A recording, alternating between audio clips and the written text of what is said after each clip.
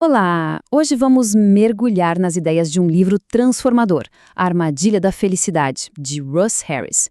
Ele traz uma ideia bem radical, que pode mudar tudo. E se a nossa busca sem fim pela felicidade for, na verdade, o que mais nos causa sofrimento? Parece estranho, né? Mas vamos entender isso direitinho. O ponto de partida é uma pergunta que, vamos combinar, todo mundo já se fez.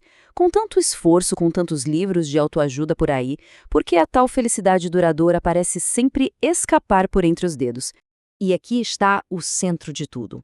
O autor Russ Harris diz que a gente caiu numa armadilha.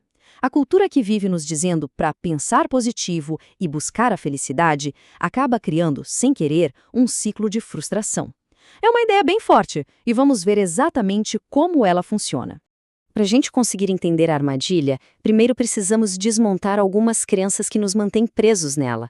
Existem vários mitos sobre felicidade que a nossa sociedade aceita como verdade, mas que, na real, são bem enganosos. Olha, esse slide aqui já bagunça bastante o que a gente costuma pensar. Do lado esquerdo, o mito. A gente aprende que ser feliz deveria ser o nosso status padrão. Mas a realidade, à direita, é que uma vida completa tem de tudo. Alegria, tristeza, raiva, tudo. O segundo mito é aquela vozinha que diz que se não estamos felizes tem algo de errado conosco.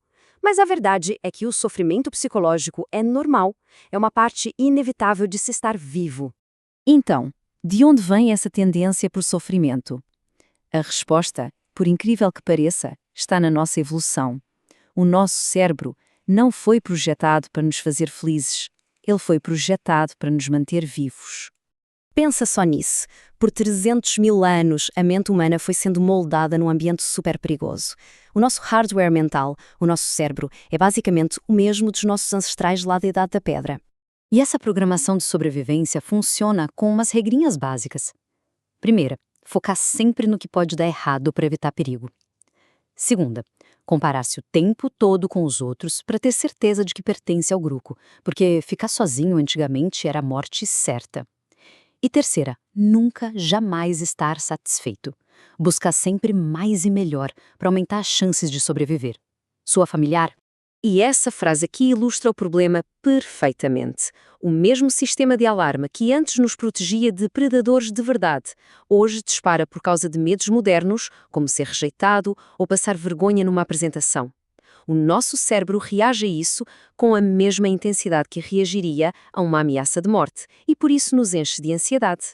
É por causa desse descompasso evolutivo que a gente acaba procurando a felicidade do jeito errado. Harris explica que nós confundimos dois conceitos bem diferentes de felicidade, e essa confusão é uma peça-chave da armadilha. A primeira forma é a hegemonia. É aquela que a maioria de nós persegue, a busca constante por sentimentos bons. É a alegria de comprar algo novo, o prazer de uma comida gostosa, a empolgação de receber um elogio. É o sentir-se bem. E aqui está o grande problema dessa lógica hedonista e o motivo dela bater de frente com a programação do nosso cérebro. A verdade é que nenhum sentimento dura para sempre. Tentar se agarrar a um sentimento bom é uma batalha perdida que só gera frustração. E isso ativa de novo aquela programação de sobrevivência de precisar sempre de mais e melhor. A alternativa a isso é a eudaimonia. E veja bem, isso não é um sentimento, é um jeito de viver. É aquela sensação profunda de que a vida vale a pena, que vem de agir de acordo com os nossos valores, de ter um propósito. E isso inclui, sim, enfrentar desafios e sentimentos difíceis no caminho. Esse quadro aqui resume tudo de um jeito bem claro. Enquanto a eudaimonia foca em correr atrás do prazer e fugir da dor, o que a longo prazo só gera insatisfação, a eudaimonia aceita todas as emoções como parte de uma vida rica e com um propósito. O resultado, realização. A grande virada de chave é essa: parar de caçar sentimentos e começar a viver com base em valores. Então, tá. Como é que a gente sai dessa armadilha e começa a construir essa vida rica e com significado?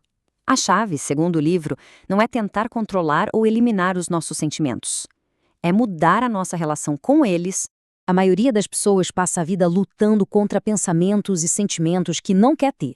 A gente acha que para ser feliz precisa se livrar da ansiedade, da tristeza, mas essa luta toda é inútil. É como tentar segurar uma bola de praia debaixo d'água. Exige um esforço gigantesco e constante, e mais cedo ou mais tarde, o braço cansa e a bola dispara para fora d'água com uma força ainda maior.